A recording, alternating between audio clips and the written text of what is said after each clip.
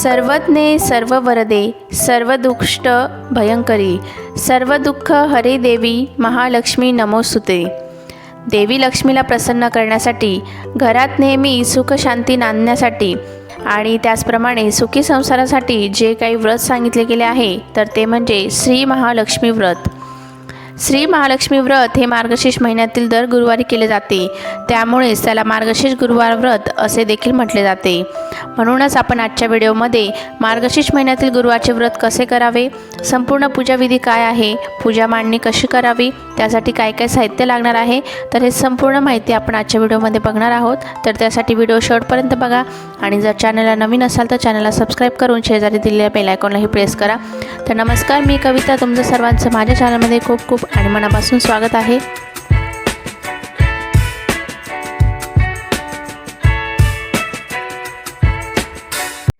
सर्वप्रथम आपल्याला पूजेसाठी काय काय साहित्य लागणार आहे तर ते आपण बघून घेऊया।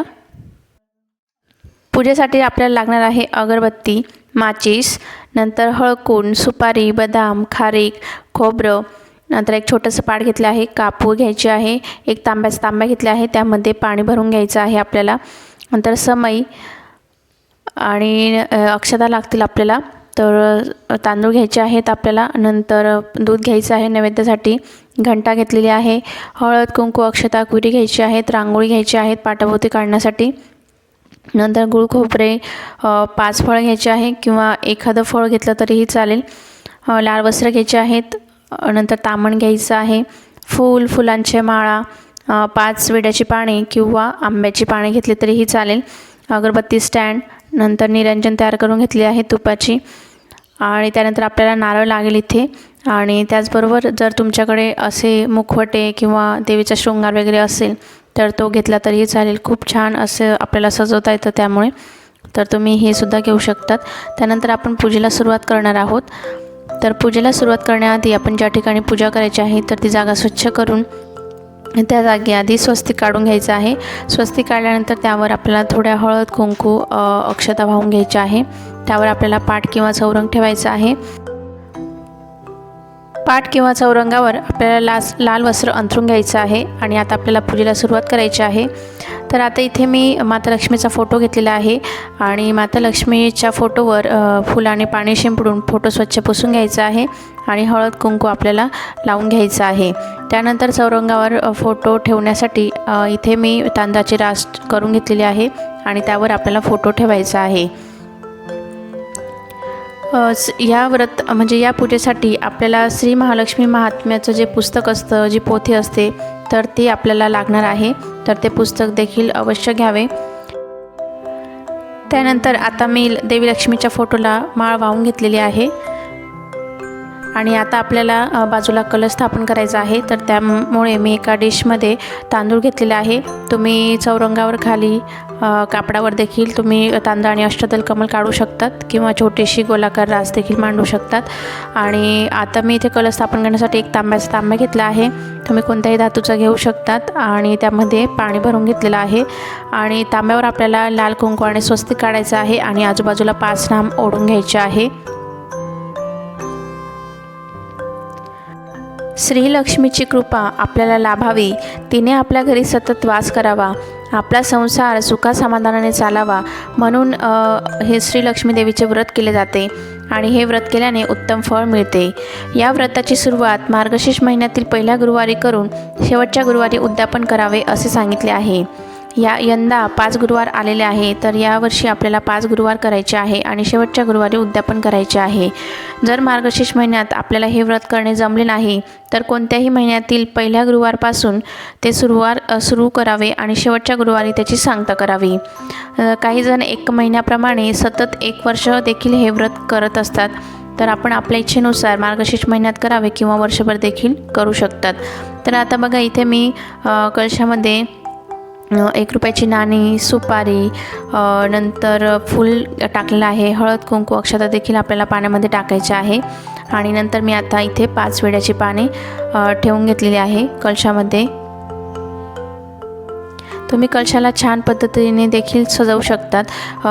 कलशाला साडी नेसवू शकतात. त्यानंतर मी तुम्हाला आधी जसा मुखवटा दाखवला होता, नंतर काही शृंगार वगैरे दाखवला होता, ते देखील घालून तुम्ही कलशाला छान पद्धतीने सजवू शकतात. त्याचा व्हिडिओ आपल्या चॅनलवर आहे, तो तुम्ही बघू शकतात की कलशाला आपण म्हणजे ब्लाऊज पीस वापरून साडी कसं नेसवू शकतो. तर त्याचा व्हिडिओ तुम्ही नक्की बघा. तर आता बघा, इथे मी 5 विड्याची पाने ठेवलेली आहे आणि आपल्याला मधोमध नारळ ठेवायचा आहे. आणि नारळावर देखील तुम्ही स्वस्तिक काढू शकतात किंवा नारळाला देखील तुम्ही छान पद्धतीने सजवू शकतात.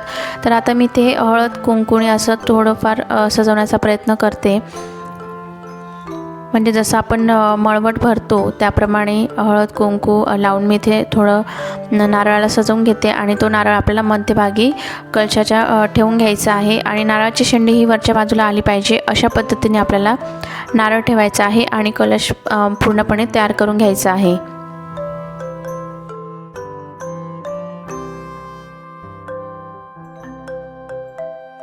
कलश तयार झाला आहे आणि कलश स्थापन करण्याआधी आपण दिवा लावून घेऊया. तर मी ते समई प्रज्वलित करून घेतलेली आहे. त्यानंतर आता आपल्याला कलश तांदूळावर ठेवून घ्यायचा आहे. स्वस्तिक हे समोरच्या बाजूला आलं पाहिजे, अशा पद्धतीने आपल्याला कलश ठेवायचा आहे.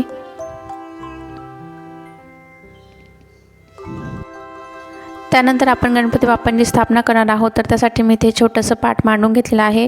त्यावर आपल्याला तांदूळ ठेवायचे आहेत आणि तांदूळावर आपल्याला गणपती बाप्पांची स्थापना करायची आहे. नंतर आपल्याला विडा मांडायचा आहे. तर त्यासाठी मी इथे 2 विड्याची पाने घेतलेली आहे आणि त्यावर आपल्याला हळकुंड, बदाम, सुपारी, खारीक आणि खडीसाखर हे सर्व साहित्य ठेवायचं आहे आणि विडा मांडायचा आहे. तर अतिशय साधी सोपी पूजा आहे.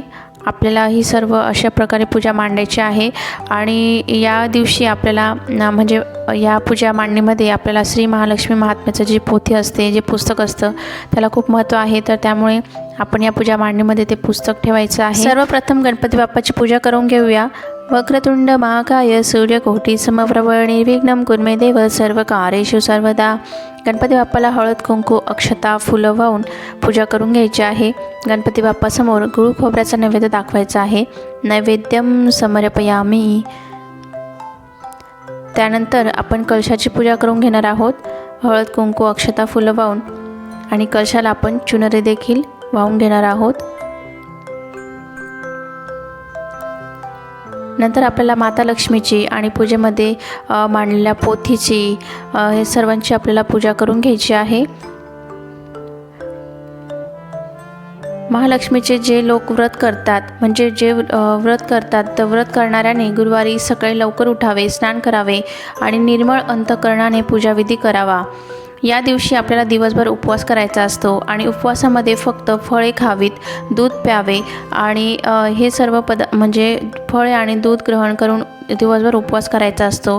जर ज्यांना या सर्व म्हणजे फक्त दूध आणि फळे खाऊन झेपत नसेल, तर त्यांनी उपवासाचे जे पदार्थ असतात, राजगिऱ्याचे पदार्थ, साबुदाणा, तर हे सर्व खाऊन देखील उपवास करू शकतात. आणि दिवसभर उपवास करून संध्याकाळी रात्री आपल्याला हा उपवास सोडायचा असतो. रात्री सात्विक भोजन करावे आणि या दिवशी काही आकस्मिक अडचण असेल तर दुसऱ्या कोणाकडून ही पूजा आरती करून घ्यावी आणि आपण स्वतः मात्र उपवास करावा. परंतु ज्या दिवशी म्हणजे ज्या गुरुवारी अडचण वगैरे असेल तर तो गुरुवार आपण या सर्व गुरुवारांमध्ये मोजायचा नाही. एकादशी किंवा शिवरात्र या अन्य उपवासांच्या दिवशी गुरुवारी फक्त पूजा आरती करावी, कहाणी वाचावी किंवा ऐकावी. ही सर्व पूजा झाल्यानंतर आपल्याला धूप दीप ओवाळून पूजा करायची आहे. आणि ही सर्व पूजा करत असताना ओम ह्रीं श्रीं लक्ष्मीभ्यो नमः, ओम ह्रीं श्रीं लक्ष्मीभ्यो नमः या मंत्राचा जप करत आपल्याला पूजा करायची आहे. माता लक्ष्मीचं नामस्मरण करायचं आहे. हा मंत्र आपण रोज किंवा दर गुरुवारी 108 वेळा म्हटला तरीही चालेल. आणि धूप दीप ओवाळल्यानंतर आपल्याला नैवेद्य दाखवायचा आहे. तर नैवेद्यामध्ये आपल्याला फळे ठेवायची आहेत आणि दुधाचा नैवेद्य दाखवायचा आहे. आणि अशा प्रकारे आपल्याला संपूर्ण पूजा करायची आहे। अशा प्रकारे संपूर्ण पूजाविधी आहे महालक्ष्मी व्रताचा। आणि मार्गशीर्ष गुरुवारी म्हणजे मार्गशीर्ष महिन्यातल्या दर गुरुवारी आपण अशा प्रकारे पूजा करून महालक्ष्मीचे व्रत करावे। ही सर्व पूजा झाल्यानंतर आपल्याला महालक्ष्मीची आरती म्हणायची आहे आणि कहाणी ऐकायची आहे। तर कहाणी ऐकण्यासाठी जे आपण श्री महालक्ष्मी महात्म्याचं जे पुस्तक ठेवलेलं आहे तर त्यामध्ये दिलेली आहे, तर ती पोथी आपल्याला संपूर्ण वाचायची आहे, कहाणी देखील वाचून ऐकायची आहे। कहाणी ऐकण्यासाठी तुम्ही आपल्या घरातले सर्व व्यक्तींना बोलवायचं आहे किंवा तुम्ही शेजारी व्यक्तीला देखील बोलवू शकतात। तर अशा प्रकारे आपल्याला कहाणी वगैरे ऐकायची आहे आणि संध्याकाळी आपण हळद कुंकू अक्षता फुलं वाहून पुन्हा पूजा करायची आहे। सायंकाळी जो आपण स्वयंपाक करू म्हणजे गोडाचा स्वयंपाक करू त्याचा नैवेद्य दाखवायचा आहे आणि गाईची पूजा करून गाईला देखील नैवेद्य खाऊ घालायचा आहे, गोग्रास द्यायचा आहे। आणि ही पूजा आपल्याला दुसऱ्या दिवशी उचलायची असते। तर दुसऱ्या दिवशी आपण उत्तर पूजा करायची आहे आणि जे आपण पूजेमध्ये काही नारळ काही जे काही सुपारी वगैरे असेल सर्व साहित्य असेल तर ते आपण शेवटच्या गुरुवारपर्यंत तसंच ठेवायचं आहे आणि तेच साहित्य आपल्याला वापरायचं आहे। फक्त फुलं पानं असतील तर ते आपण निर्माल्यामध्ये टाकायचे आहेत। तर अशा प्रकारे आपल्याला महालक्ष्मीचं व्रत करायचं आहे आणि पूजा कशी करायची आहे ते आपण या व्हिडिओमध्ये बघितलेलं आहे। तर आजचा व्हिडिओ तुम्हाला नक्कीच आवडला असेल, उपयोगी असेल तर व्हिडिओला एक लाईक करा, शेअर करा, कमेंट करून चॅनलला सबस्क्राईब करा आणि असेच नवनवीन व्हिडिओ बघण्यासाठी शेजारी दिलेले बेल आयकॉनलाही प्रेस करा। तर पुन्हा भेटूया अशाच एका नवीन व्हिडिओमध्ये। तोपर्यंत धन्यवाद।